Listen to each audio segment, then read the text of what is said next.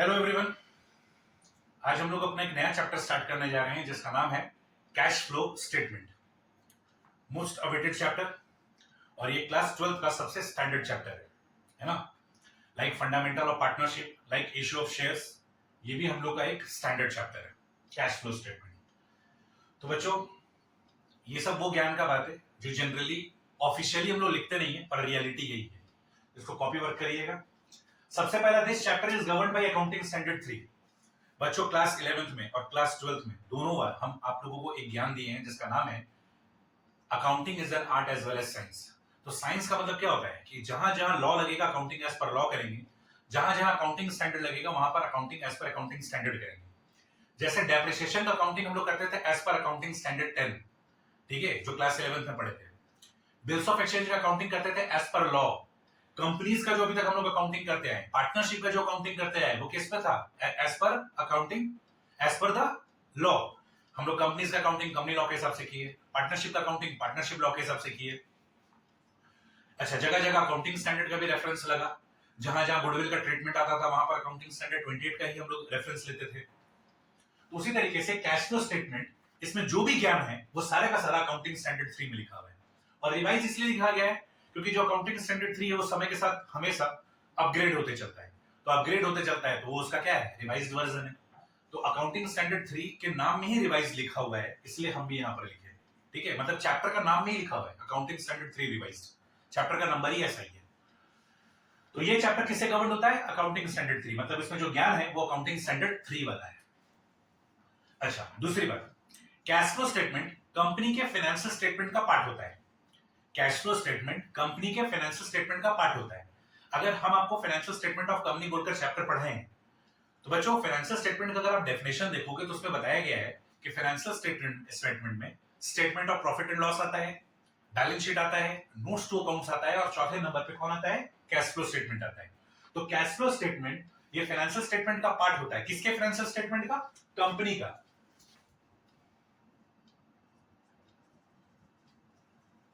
So every company is required to prepare it as financial statement.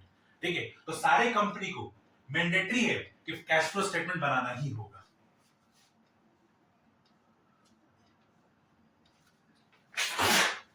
यहां पे copy करिए। तो क्या बोला जा रहा है कि cash flow statement financial statement of company का पार्ट है। Financial statement of company law में डिफाइन किया गया है कि what do you mean by financial statement of company. तो लॉ में ये बताया गया है कि फाइनेंशियल स्टेटमेंट का मतलब होता है statement of profit and loss, balance sheet, notes to accounts और चौथा नंबर पे कैश फ्लो स्टेटमेंट। एक और होता है statement of change in equity, तो वो आप लोग के लेवल में नहीं पड़ता है। 5 चीज बताया गया है कि ये 5 चीज फाइनेंशियल स्टेटमेंट होता है। तो आप लोग स्टेटमेंट ऑफ पीएल सीखे हो, हम सिखाए हैं financial statement of company chapter में। बैलेंस शीट हम सिखाए, शेयर्स डिवेंचर में बैलेंस शीट का प्रैक्टिस भी करवाए हैं। और चौथे नंबर पे क्या है? Notes to accounts. तीसरे नंबर पे वो भी हम करवाए हैं। और चौथे नंबर पे क्या है? कैश फ्लो स्टेटमेंट, जो कि हम आप लोगों के साथ कर ही रहे हैं, स्टार्ट आज कर ही दिए। तो कैश फ्लो स्टेटमेंट कंपनी का फाइनेंशियल स्टेटमेंट का पार्ट होता है। तो हर कंपनी के लिए मैंडेटरी है, चाहे वो लिस्टेड कंपनी हो चाहे वो अनलिस्टेड कंपनी हो, कैश फ्लो स्टेटमेंट उनको बनाना पड़ेगा। हाँ, अगर कंपनी के अलावा अगर बात करें सोल प्रोप्राइटरशिप, पार्टनरशिप, तो उनके लिए ऑप्शनल है। उनको मन करे तो बनाओ, ना मन करे तो ना बनाओ। ठीक है, आप एक लाइन इसमें ऐड कर सकते हैं, it is optional for sole proprietorship and partnership firm. और बेसिकली हम लोग को पढ़ना भी नहीं है, हम लोग को केवल कंपनी का ही पढ़ना है। हम लोग को सोल प्रोप्राइटरशिप और पार्टनरशिप फर्म का कैश फ्लो स्टेटमेंट पढ़ना ही नहीं है। ठीक है, तो देखा जाए कैश फ्लो स्टेटमेंट कंपनी के लिए मैंडेटरी है, चाहे वो लिस्टेड कंपनी हो, चाहे वो अनलिस्टेड कंपनी हो, चाहे वो बड़ी कंपनी हो, चाहे वो छोटी कंपनी हो। कंपनी है तो उसको कैश फ्लो स्टेटमेंट बनाना पड़ेगा।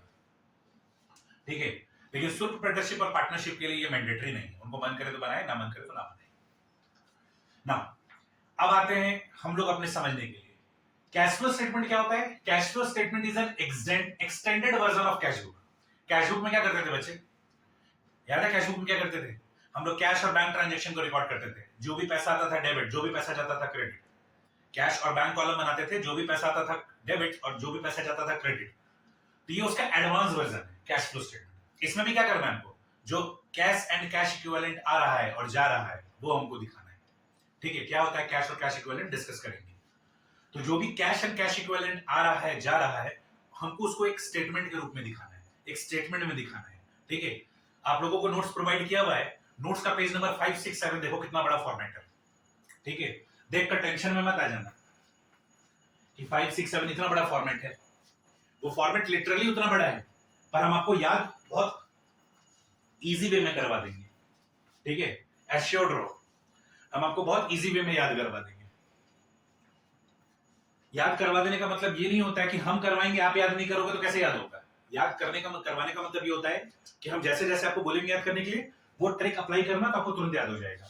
देखने को पेज नंबर 5, 6, 7 में 3 पेज का बहुत बड़ा फॉर्मेट दिख रहा है, पर हम आपको जो ट्रिक बताएंगे, अगर आप वो ट्रिक याद कर लोगे तो वो 3 पेज बौना हो जाएगा।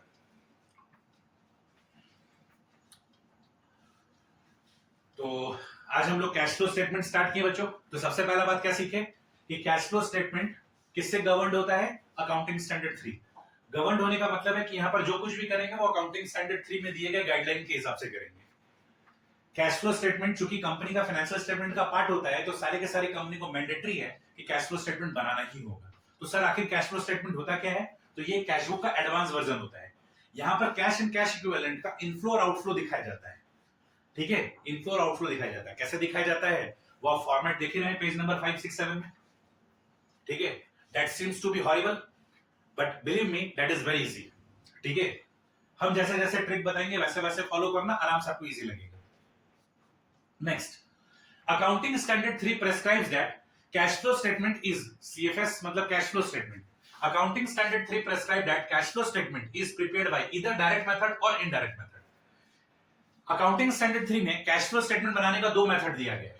अकाउंटिंग स्टैंडर्ड 3 में कैश फ्लो स्टेटमेंट बनाने का 2 मेथड दिया गया है, डायरेक्ट मेथड और इनडायरेक्ट मेथड।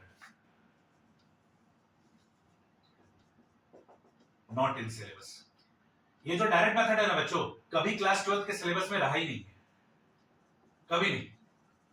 ग्रेजुएशन करोगे तो you will find there direct method along with indirect method, और प्रोफेशनल पढ़ाई करोगे सीएससीए में then you will also find cash flow statement का direct method and indirect method. Class 12 में हमेशा से इनडायरेक्ट मेथड पढ़ाया गया है, तो डायरेक्ट मेथड हम लोग के सिलेबस में नहीं है, लेकिन बस आपके सामने जिक्र किया जा रहा है कि भाई कैश फ्लो स्टेटमेंट बनाने का अकाउंटिंग स्टैंडर्ड 3 2 मेथड बताया है। ताला दिन ऐसा ना हो कि आप पढ़ लो और फिर बाद में पता चले यार इसको बनाने का 2 तरीका था, तो 12th वाले सर तो हमको ठग लिए, हमको तो बताया ही नहीं। तो बस नॉलेज के लिए बता दिया जा रहा है कि अकाउंटिंग स्टैंडर्ड 3 में 2 मेथड, 2 ज्ञान दिया गया है कैश फ्लो स्टेटमेंट बनाने का। एक डायरेक्ट मेथड है और एक इनडायरेक्ट मेथड है। जो डायरेक्ट मेथड है वो हम लोग के सिलेबस में नहीं है, इनडायरेक्ट मेथड हम लोग को पढ़ाना है। और इनडायरेक्ट मेथड ये कहता है कि जो कैश का इनफ्लो और आउटफ्लो है उसको 3 टुकड़ों में दिखाइए। बच्चों कैश फ्लो स्टेटमेंट में हम क्या करते हैं? Inflow and outflow of cash and cash equivalent दिखाते हैं। तो इसको 3 पार्ट में बोला गया दिखाने के लिए कि जो भी कैश का इनफ्लो या आउटफ्लो हो रहा है उसको 3 पार्ट में दिखाइए, ऑपरेटिंग एक्टिविटी, इन्वेस्टिंग एक्टिविटी और फाइनेंसिंग एक्टिविटी। तो बिजनेस में जो भी कैश का इनफ्लो एंड आउटफ्लो हो रहा है, जो भी कैश एंड कैश इक्विवेलेंट का इनफ्लो और आउटफ्लो हो रहा है, उसको 3 पार्ट में डिवाइड करिए। एक का नाम दीजिए ऑपरेटिंग एक्टिविटी, एक का नाम दीजिए इन्वेस्टिंग एक्टिविटी, एक का नाम दीजिए फाइनेंसिंग एक्टिविटी। यहां तो कॉपी करिए बच्चों, फिर आगे बढ़ते हैं।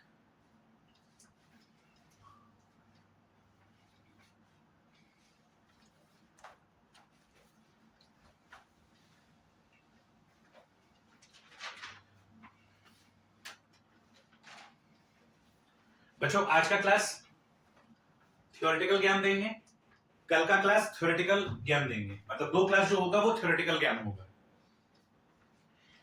फिर थर्ड क्लास ऑनवर्ड्स हम लोग सम्स बनाना स्टार्ट करेंगे। ठीक है, तो जो जो ज्ञान सेम डे दिया जा रहा है आपको सेम डे याद कर लेना है। हालांकि अभी तक हम कुछ नया नहीं बोले, हम हर चैप्टर में यही बात बोलते हैं और यहां पर भी वही बात बोल रहे हैं। तो देखो बोर्ड में सबसे पहले हम लोग क्या लिखे कि कैश फ्लो स्टेटमेंट का जो ज्ञान है कैसे बनाया जाता है, ये ज्ञान अकाउंटिंग स्टैंडर्ड 3 में बताया गया है। अच्छा, अकाउंटिंग स्टैंडर्ड कौन बनाता है? Institute of chartered accountants of India. CA का पढ़ाई के बारे में सुने आप लोग कि इंडिया में सीए का पढ़ाई होता है? उस पढ़ाई को करवाता कौन है? Institute of chartered accountants of India. उसको पावर कौन दिया है? पार्लियामेंट। भारत का जो पार्लियामेंट है, इंडियन पार्लियामेंट, उसको पावर दे रखा है कि आपको बच्चों का सीए एग्जाम कंडक्ट कराना है, सीए का पढ़ाई करवाना है और उनको एक पढ़ा लिखा अकाउंटेंट बनाना है। तो उन्होंने अकाउंटिंग स्टैंडर्ड 3 बनाया। ठीक है, तो ये अकाउंटिंग स्टैंडर्ड 3 बनाने वाले कौन है? Institute of chartered accountants of India. और उन्होंने बताया कि कैश फ्लो स्टेटमेंट कैसे कैसे बनाया जाएगा। फिर दूसरा बात हम आपको ये लिख के दिए कि कंपनीज एक्ट 2013 में फाइनेंशियल स्टेटमेंट ऑफ कंपनी को डिफाइन किया गया है और कंपनीज एक्ट 2013 में ये बताया गया है कि फाइनेंशियल स्टेटमेंट में 5 चीजें आती है। Statement of profit and loss आप लोग के साथ डिस्कस हो चुका, बैलेंस शीट डिस्कस हो चुका, नोट्स टू अकाउंट्स डिस्कस हो चुका, चौथा है कैश फ्लो स्टेटमेंट जिसको हम लोग आज स्टार्ट कर दिए। पांचवा है statement of change in equity, वो आप लोगों के लेवल में नहीं है, आप लोग सीए या सीए में करोगे तो फाइनल्स लेवल में पढ़ोगे, वो बहुत बवाल लेवल का चीज है, वो अलग ही लेवल का चीज है। अच्छा, सोल प्रोप्राइटरशिप और पार्टनरशिप के लिए मैंडेटरी नहीं है कैश फ्लो स्टेटमेंट बनाना, मन करे तो बनाओ, ना मन करे तो ना बनाओ। भाई जब अगर आपका कैश एंड कैश इक्विवेलेंट का ट्रांजैक्शन बहुत ज्यादा वॉल्यूमिनस है तो बना लीजिए, बनाने का मन है तो भाई पूछा जाए कैश फ्लो स्टेटमेंट क्या होता है तो आप बोलोगे ये एडवांस वर्जन है कैश बुक का, ठीक है, ये अपग्रेडेड वर्जन है ना। इसमें कैश एंड कैश इक्विवेलेंट का इनफ्लो या आउटफ्लो दिखाया जाता है। बच्चों कैश इक्विवेलेंट ऐसे तो लग रहा होगा ना कि हाँ कैश के जैसा, कैश का मतलब तो कैश हो गया, कैश का मतलब कैश बैलेंस और बैंक बैलेंस, और कैश इक्विवेलेंट का मतलब होता है जो कैश के जैसा है। क्या है डिस्कस कर लेंगे। तो जो कैश बैलेंस है, जो बैंक बैलेंस है, या फिर जो कैश एंड बैंक बैलेंस जैसा है उसका इनफ्लो या आउटफ्लो हम लोगों को कैश फ्लो स्टेटमेंट में दिखाना होता है। तो अकाउंटिंग स्टैंडर्ड 3 में बोला गया है कि आप कैश फ्लो स्टेटमेंट दो तरीके से बना सकते हैं, डायरेक्ट मेथड से और इनडायरेक्ट मेथड से। डायरेक्ट मेथड आपके सिलेबस में नहीं है, और इनडायरेक्ट मेथड में आपको बोला गया है कि आपका जो भी inflow and outflow of cash and cash equivalent है उसको आप 3 टुकड़ा में दिखाएंगे, ऑपरेटिंग में, इन्वेस्टिंग में और फाइनेंसिंग में। नेक्स्ट, अच्छा इस चैप्टर में बच्चों for cash flow statement, company दो तरह का होगा, ठीक है, केवल इस चैप्टर के पॉइंट ऑफ व्यू से कंपनी दो तरह का होगा। एक होगा फाइनेंसिंग कंपनी और एक होगा non financing company.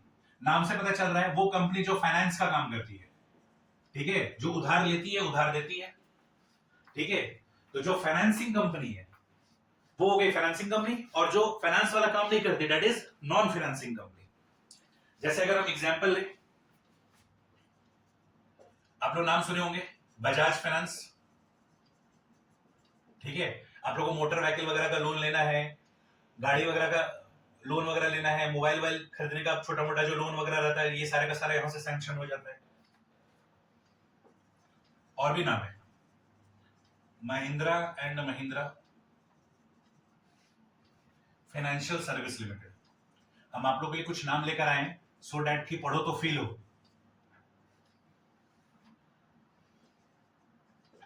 Birla capital and financial service,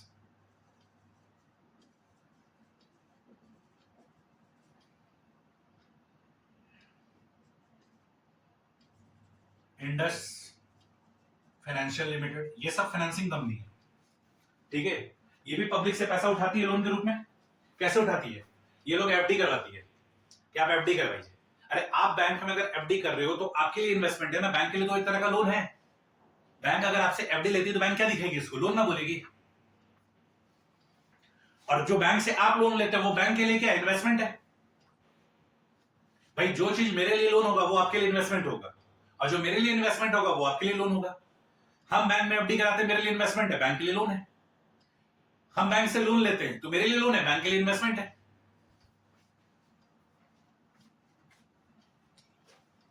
अच्छा, नॉन फाइनेंसिंग कंपनी का एग्जांपल रिलायंस, इसके नाम लिए बिना तो काम होगा नहीं।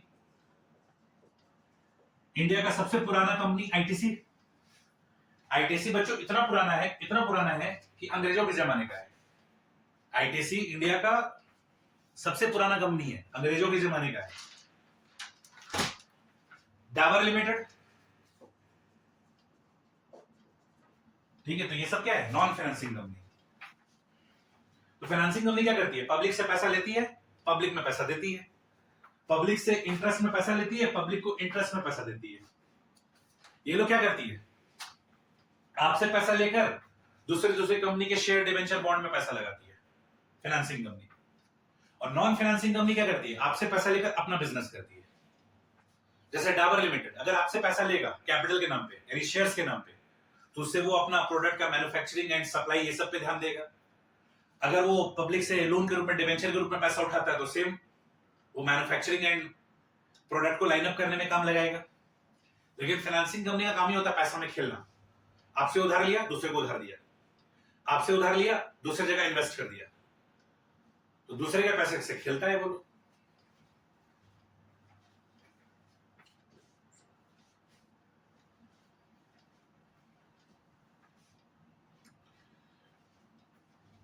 तो कैश फ्लो स्टेटमेंट चैप्टर में आप समझना कंपनी को दो नजर से देखना।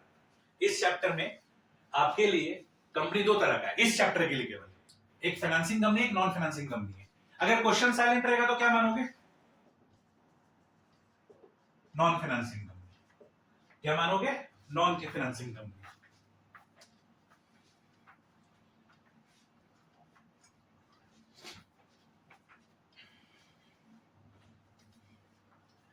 चलिए बोर्ड को मिटा देते हैं।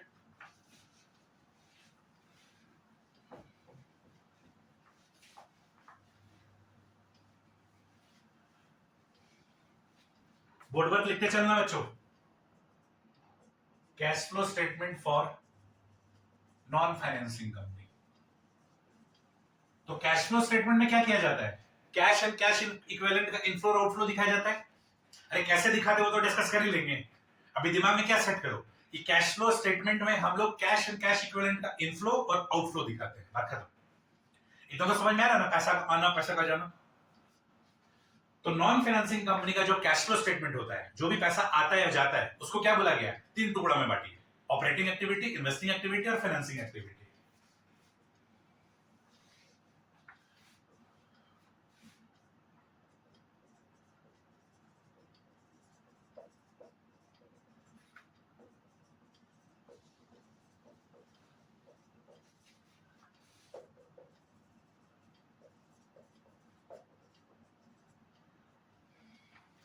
यहां तक कॉपी करिए।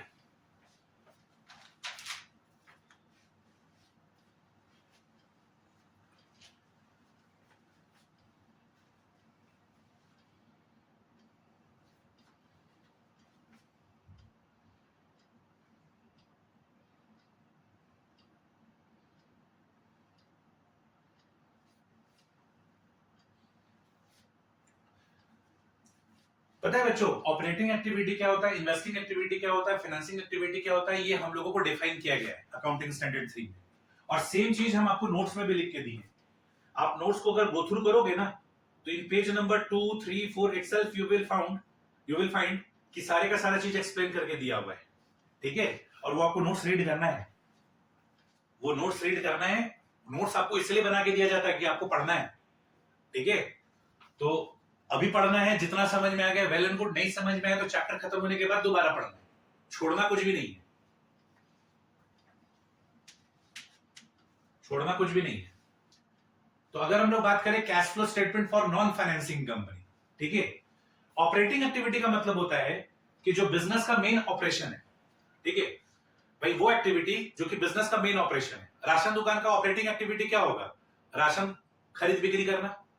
जनरल स्टोर का ऑपरेटिंग एक्टिविटी क्या होगा?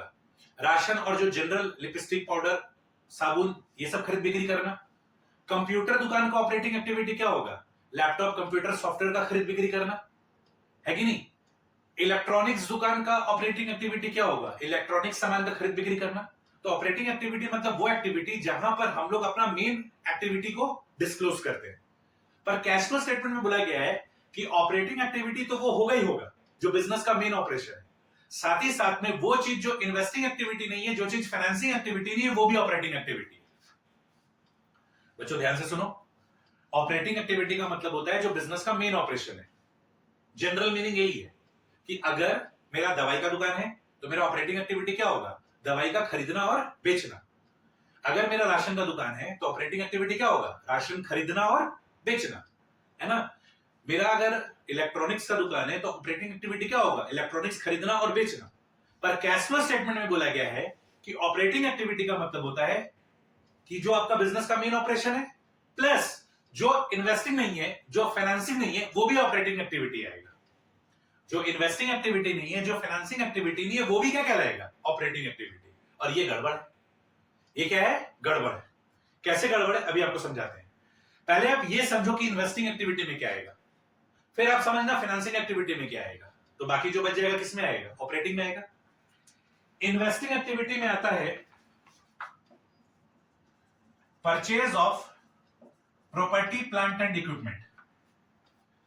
जो मेरा टेंजिबल फिक्स्ड एसेट्स होता है बच्चों, उसका नया नाम क्या है? Property plant and equipment. ठीक है, टेंजिबल फिक्स्ड एसेट्स है ना। Purchase of intangible assets, goodwill purchase करते हैं ना बच्चों, प्लीज अब एम्बैरस मत करना। गुडविल परचेज करते हैं ऐसा दो जगह पढ़े हो, वैल्यूएशन ऑफ गुडविल चैप्टर में और शेयर चैप्टर में।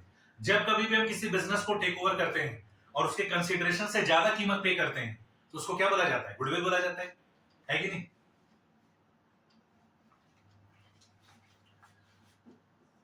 Cell of property plant and equipment, अगर आप फिक्स्ड एसेट्स को सेल कर रहे हैं। Purchase of investment, sale of investment, loan given और रीपेमेंट ऑफ लोन गिवन। बच्चों अगर हम लोन लेते हैं तो मेरे लिए लायबिलिटी, अगर लोन देते हैं तो मेरे लिए एसेट होगा ना। देखो इन्वेस्टिंग एक्टिविटी में क्या आ रहा है? एसेट रिलेटेड आना जाना। इन्वेस्टिंग एक्टिविटी में क्या हो रहा है? एसेट रिलेटेड आना जाना। टेंजिबल फिक्स्ड एसेट्स का आना, परचेज किए तो पैसा गया होगा, सेल किए तो पैसा आया होगा, इन्वेस्टमेंट परचेज किए तो पैसा गया होगा, सेल किए तो पैसा आया होगा, कैश एंड कैश इक्विवेलेंट। अगर हम लोन दिए होंगे तो पैसा गया, उस लोन का रिपेमेंट आया तो पैसा आया। इंटरेस्ट रिसीव करना due to investment, dividend receive करना ड्यू टू इन्वेस्टमेंट, तो ये मेरा इन्वेस्टिंग एक्टिविटी है। ये देखो ये है एसेट रिलेटेड आना जाना, ये क्या है? एसेट रिलेटेड आना जाना। और चूंकि आप इन्वेस्टमेंट किए हो तो इन्वेस्टमेंट के कारण आपको इंटरेस्ट मिलेगा, इन्वेस्टमेंट के कारण डिविडेंड मिलेगा। आप दूसरे कंपनी के डिबेंचर में पैसा लगाए होंगे तो इंटरेस्ट मिलेगा, दूसरे कंपनी के शेयर में पैसा लगाए होंगे तो आपको डिविडेंड मिलेगा। अगर आप दूसरे को लोन दिए होंगे तो इंटरेस्ट मिलेगा। तो ये इन्वेस्टमेंट की वजह से इंटरेस्ट और डिविडेंड मिल रहा है, तो ये भी क्या है? इन्वेस्टिंग एक्टिविटी है। सर इसको याद करना है तो किस लिए पढ़ा रहे हैं? वो जो 3 पेज का फॉर्मेट है उसको याद करना पॉसिबल नहीं है, तो किसको याद करना पॉसिबल है? ये जो बोर्ड पे लिखा है। तो इन्वेस्टिंग एक्टिविटी में क्या आएगा? एसेट रिलेटेड आना जाना और इंटरेस्ट और डिविडेंड का आना। हो गया याद? एसेट में क्या है? फिक्स्ड एसेट्स, इन्वेस्टमेंट, लोन देना। तो फिक्स्ड एसेट्स का आना या जाना,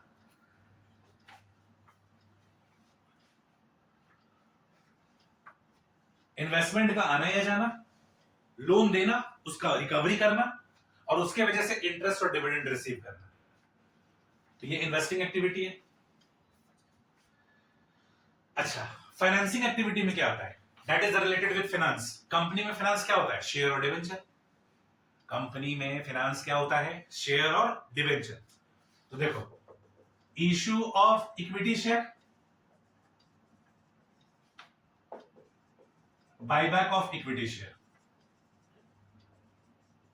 अगर शेयर्स इश्यू करेंगे तो पैसा आएगा और अगर बायबैक कर लेंगे तो पैसा जाएगा।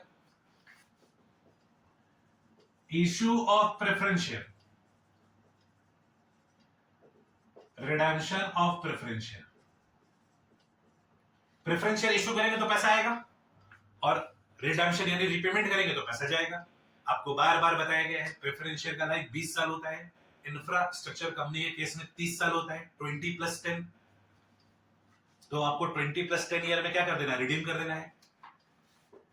इश्यू ऑफ डिबेंचर, डिबेंचर का लाइफ 10 साल होता है और इंफ्रास्ट्रक्चर के केस में 30 साल। Redemption of debenture. तो फाइनेंस का मतलब क्या होता है? फाइनेंस का मतलब होता है रुपया, कैपिटल एंड लोन। फाइनेंस का मतलब होता है कैपिटल एंड लोन। मेरे फ्रेंड से इंटरव्यू में पूछा गया था कि what is the difference between finance and capital. तो फाइनेंस का मतलब अपना पैसा और उधार का पैसा होता है और कैपिटल का मतलब केवल अपना पैसा होता है। फाइनेंस का मतलब अपना पैसा, उधार का पैसा, जबकि कैपिटल का मतलब क्या होगा? केवल अपना पैसा।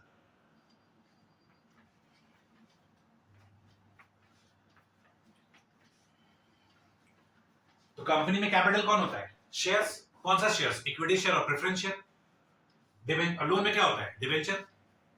अच्छा, इनके वजह से अगर आप प्रीमियम पे शेयर करते हो तो रिसिप्ट ऑफ सिक्योरिटीज प्रीमियम, ये भी क्या है? फाइनेंसिंग एक्टिविटी, क्योंकि इसी की वजह से। अच्छा, लोन टेकन और लोन रिपेमेंट, लोन का लेना और लोन का देना, लोन का वापस ही करना। अगर हम लोन लेते तो लाइबिलिटी है ना, फाइनेंस है ना, तो यहां आएगा ना। अगर हम लोन दे रहे हैं तो ये तो इन्वेस्टिंग एक्टिविटी हो गया। देख लो, लोन गिवन और लोन टेकन, यही याद करना है। बहुत इजी है, कोई हौच पौच नहीं हो रहा है। हम लोन दे रहे हैं तो मेरे लिए एसेट है, इन्वेस्टिंग एक्टिविटी में आएगा। लोन ले रहे हैं तो मेरे लिए फाइनेंस है, फाइनेंसिंग एक्टिविटी में आएगा। अच्छा, चूंकि आप डिबेंचर इशू किए हो तो इंटरेस्ट पे करना होगा, और शेयर्स इशू किए हो तो डिविडेंड पे करना होगा। तो ये आपका क्या है? Financing activity. और जो इन दोनों में नहीं आया वो क्या कहलाएगा? Operating activity. Other stuffs not covered in investing activity and financing activity. अब आपके दिमाग में जो कुछ भी चल रहा है, जो इन दोनों जगह में नहीं आया वो यहां आएगा।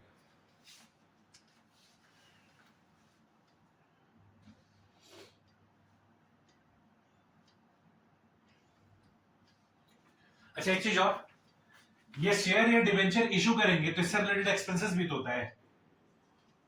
एक्सपेंसेस ऑन शेयर्स या डिबेंचर इशू एक्सपेंसेस, वो भी यही आएगा।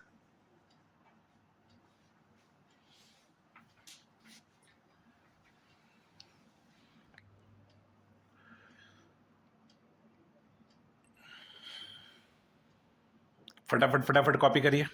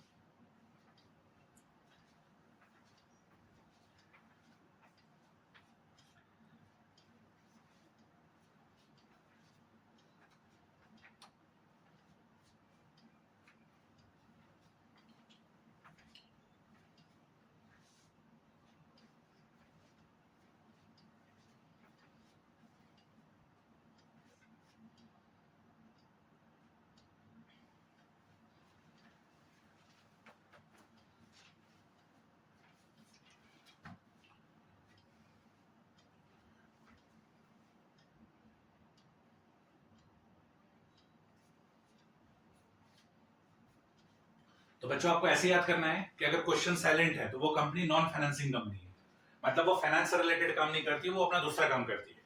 ठीक है, तो इन्वेस्टिंग एक्टिविटी में आएगा एसेट का आना और जाना, तो फिक्स्ड एसेट्स का आना जाना, इन्वेस्टमेंट का आना जाना, जो लोन दिए हैं वो जाना और उसका रिपेमेंट आना, जो लोन दिए उसके बदले इंटरेस्ट मिलेगा, इन्वेस्टमेंट किया उसके बदले इंटरेस्ट मिलेगा, इन्वेस्टमेंट किया उसके बदले डिविडेंड मिलेगा।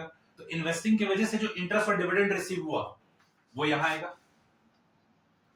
जबकि फाइनेंसिंग एक्टिविटी में क्या आएगा? जो फाइनेंस से रिलेटेड है, कैपिटल और लोन से रिलेटेड है। तो कैपिटल तो दो है, इक्विटी शेयर और प्रेफरेंस शेयर। तो इक्विटी शेयर का आना जाना, प्रेफरेंस शेयर का आना जाना। लोन में दो चीज आएगा, डिवेंचर और लोन। तो डिवेंचर का आना जाना, लोन का आना जाना, डिवेंचर और शेयर्स की वजह से सिक्योरिटीज प्रीमियम का आना। अच्छा, इनके वजह से इंटरेस्ट और डिविडेंड का जाना, इनके वजह से शेयर डिवेंचर का जो खर्चा होता है वो होना।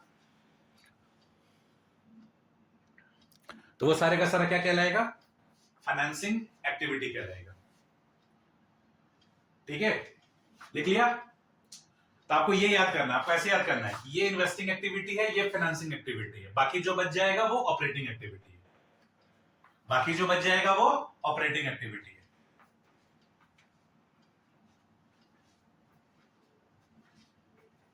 चलिए नेक्स्ट। अब अगर हम लोग बात करें cash flow statement for financing company, next इसके नीचे स्टार देकर लिखोगे cash flow statement for financing company, इसी के नीचे स्टार देकर लिखोगे। उसमें क्या होता है,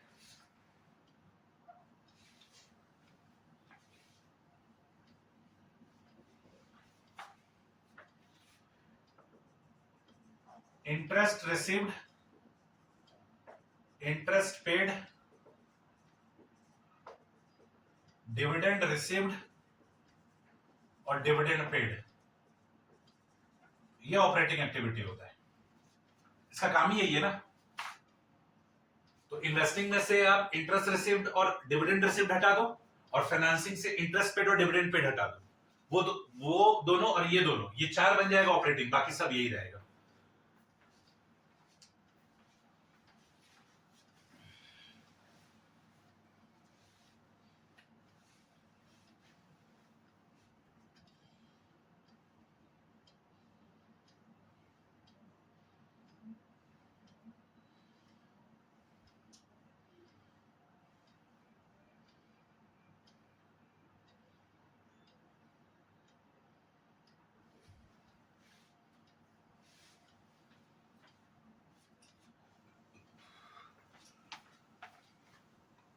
फटाफट फटाफट कॉपी करिए।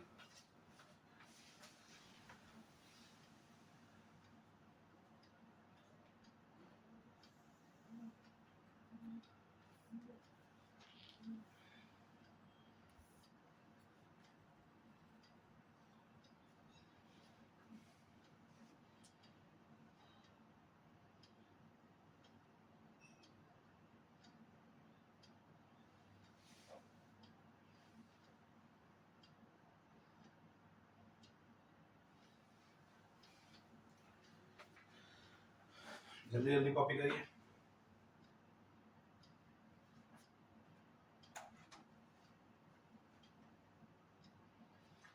आज तो भूमिका बांध रहे बच्चों, अभी 10 मिनट और पढ़ाएंगे तो ये भूमिका बांधने में चला जाएगा। सच पूछो तो आज कुछ खास पढ़ाई हुआ ही नहीं है, बस आपको ओवर व्यू दिया जा रहा है। प्रॉपर पढ़ाई नेक्स्ट क्लास से स्टार्ट होगा। आज भूमिका बांधा जा रहा है, ओवरव्यू दिया जा रहा है। चलिए आगे बढ़ा जाए।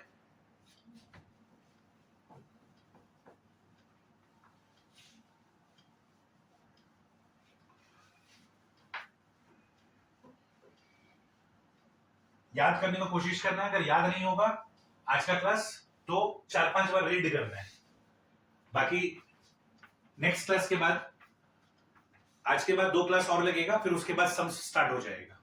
मतलब टोटल 3 क्लास लगता है इसमें घुसने में, और जब सम स्टार्ट होगा तो धीरे धीरे समझ में आना स्टार्ट हो जाएगा। Next, while preparing cash flow statement, following points to be remembered। जब कैश फ्लो स्टेटमेंट बनाएंगे तो क्या क्या करना है? सबसे पहला लेजर्स बनाना है। किसका किसका लेजर्स बनाना है? बच्चों जनरली जो कैश फ्लो स्टेटमेंट बनाते हैं वो 2 पेज का बनता है, तो हम लोग को हर क्वेश्चन में 2 पेज लगेगा। तो 2 पेज का हम लोग कैश फ्लो स्टेटमेंट का जगह छोड़ेंगे और उसके बाद लेजर्स बनाएंगे। किस किस चीज का लेजर बनाना है? शेयर कैपिटल का लेजर बनाना है। कैसे बनाया जाता है? ये लेजर्स कैसे बनाया जाता है, ये नेक्स्ट 2 क्लास में सिखाएंगे। ये जो लेजर्स बनाना है ये नेक्स्ट 2 क्लास में सिखाएंगे। आज हम आपको केवल बेसिक ओवरव्यू दिया कि कैश फ्लो स्टेटमेंट का जो ज्ञान है वो अकाउंटिंग स्टैंडर्ड 3 में दिया गया है। हम लोग को उसी ज्ञान के हिसाब से कैश फ्लो स्टेटमेंट बनाना है। दूसरी बात आपको बताया गया कि cash flow statement financial statement का पार्ट होता है, तो हर एक कंपनी को बनाना मैंडेटरी है। सोल प्रोप्राइटरशिप पार्टनरशिप का मन करे तो बनाए, नहीं मन करे तो ना बनाए।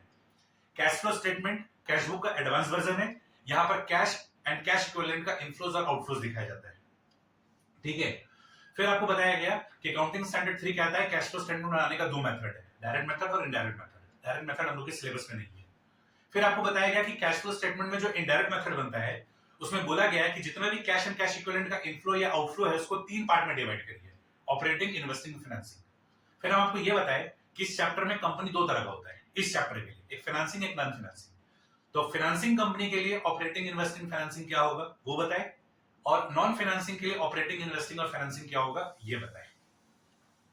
अब हम आपको ये बताने जा रहे हैं कि कैश फ्लो स्टेटमेंट बनाने के लिए 2 पेज का जगह लगेगा, उसके बाद उसके बाद क्या करना है, कैश फ्लो स्टेटमेंट बनाने के लिए क्या क्या ध्यान देना है। तो नंबर 1 हम लोग को लेजर्स बनाना है। तो किसका किसका लेजर बनाना है? तो नंबर 1 शेयर कैपिटल का लेजर बनाना है। अगर अलग अलग दिया हुआ equity share capital, preference share capital, तो उसका लेजर्स बनाएंगे। रिजर्व्स एंड सरप्लस का लेजर्स बनाना है, एक्सेप्ट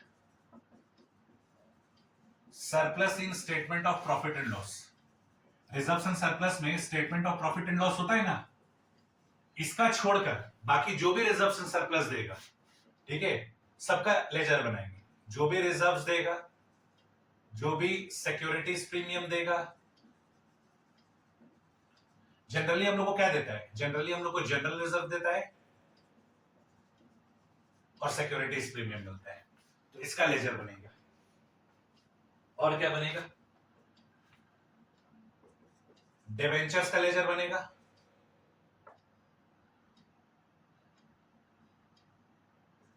लोन का लेजर बनेगा। अभी हम लोग लाइबिलिटी साइड को उठाए है ना, लोन का लेजर बनेगा,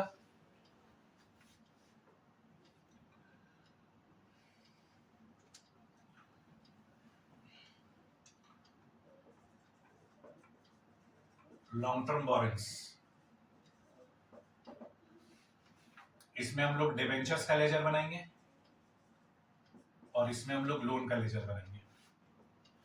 और क्या बनेगा?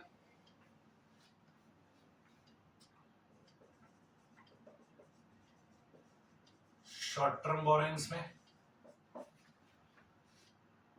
लोन का लेजर बनाएंगे, बैंक ओवरड्राफ्ट या कैश क्रेडिट देगा तो उसका लेजर बनाएंगे।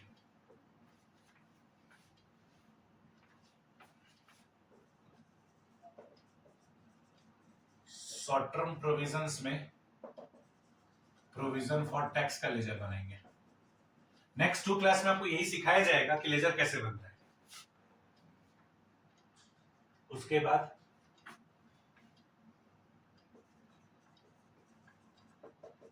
Property plant and equipment,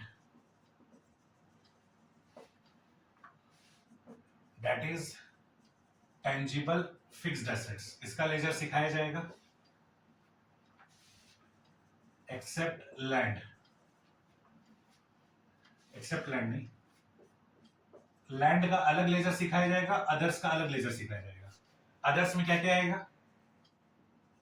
plant and machinery, furniture, fixtures etcetera, office equipment, ये सब।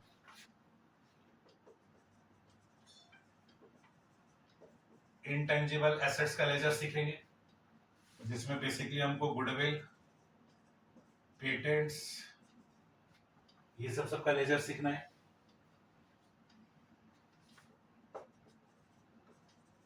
नॉन करंट इन्वेस्टमेंट का लेजर सीखना है।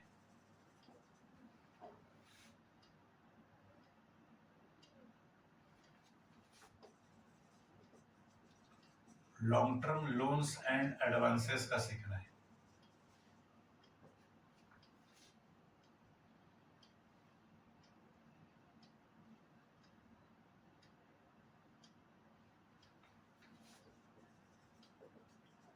Short term loans and advances का सीखना है।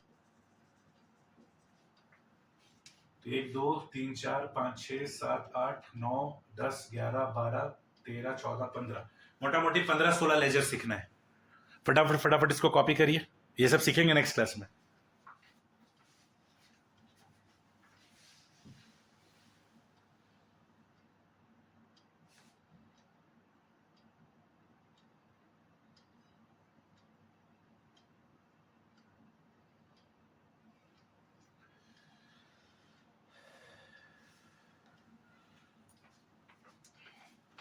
इन सब का लेजर बनाने का कंडीशन क्या होगा, किस कंडीशंस पे इनका लेजर बनाना है? If there is difference in opening and closing balance,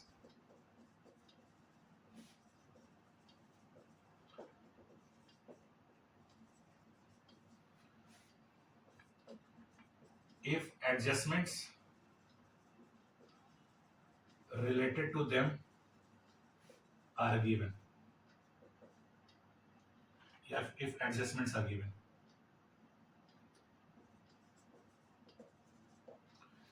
अभी लिखो, ये क्या लिखवा रहे हैं मत दिमाग लगाओ, बस लिखो कॉपी में। बच्चों एक बार नोट्स स्क्रॉल करो, नोट्स के पेज नंबर 8 पे जाओ, देखो वहां पे क्वेश्चन मिलेगा, केवल आपको दिखाना चाह रहे हैं। नोट्स के पेज नंबर 8 पे देखो, आपको क्वेश्चन मिलेगा। देखो टाइगर सुपर स्टील लिमिटेड करके क्वेश्चन दिया हुआ है। देखो बहुत बड़ा क्वेश्चन है, तकरीबन 1.5 पेज का क्वेश्चन है। पेज 1 में क्या है, पेज 2 में भी आधा चला गया है, 1.5 पेज से ज्यादा का क्वेश्चन है। ये एक क्वेश्चन आएगा आप लोग एग्जाम में। इसमें देखो बैलेंस शीट दिया हुआ है, अमाउंट का 2 कॉलम दिया हुआ है, करंट ईयर का फिगर और लास्ट ईयर का फिगर। करंट ईयर का फिगर, लास्ट ईयर का फिगर, फिर उससे रिलेटेड नोट्स टू अकाउंट्स दिया हुआ है करंट ईयर का और लास्ट ईयर का, और फिर एडजस्टमेंट दिया हुआ है।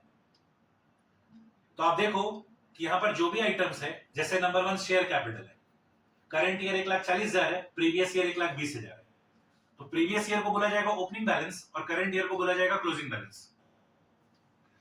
तो इन सब का लेजर तब बनाना है जब करंट ईयर का बैलेंस और प्रीवियस ईयर के बैलेंस में डिफरेंसेस हो, या फिर इनसे रिलेटेड कोई क्वेश्चन में एडजस्टमेंट दिया हुआ हो, तो इन सब का लेजर बनाते हैं।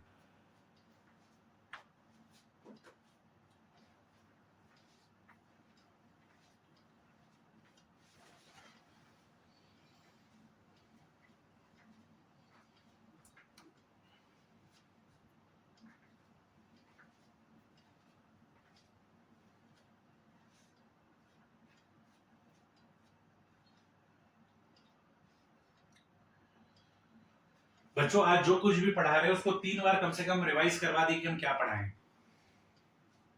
अब हम लोग मेन मुद्दा में घुस रहे हैं कि कैश फ्लो स्टेटमेंट बनाने के लिए अभी हम लोग डेफिनेशन वगैरह नहीं सीखे, ये सब नेक्स्ट क्लास में स्टार्ट करेंगे।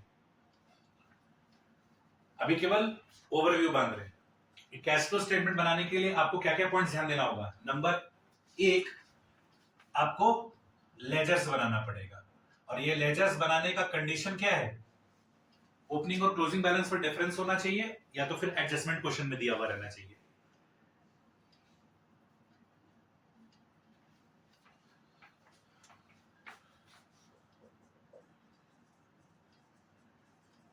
Prepare ledgers for following, prepare ledgers, या फिर इसको रहने दो, ऐसे लिखते हैं, also prepare ledgers for following.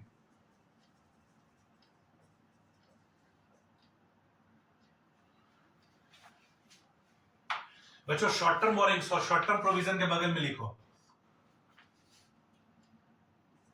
Other current liability, ये छोड़ो कंफ्यूजन हो जाएगा। Also prepare ledgers for following,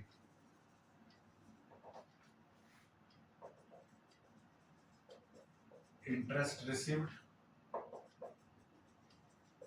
interest paid,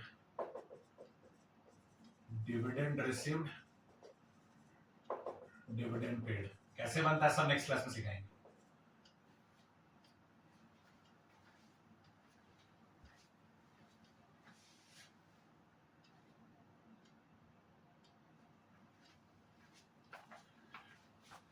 तीसरा, hidden adjustment, if question provides rate of loan, rate of debenture, then interest on loan and interest on debenture account will also be prepared. ये क्या है सब जानेंगे।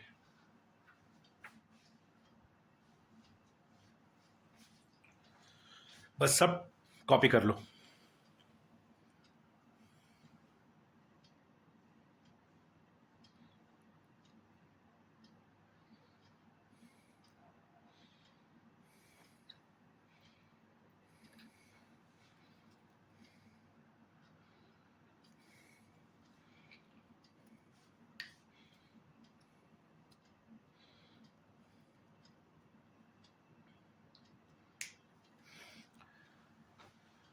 बच्चों आज जो कुछ भी पढ़ाए हैं चाहे समझ में आया हो या नहीं आया हो, आज अच्छे से एक बार रिवाइज करोगे। हो सके तो वीडियो को एक बार और देखो, और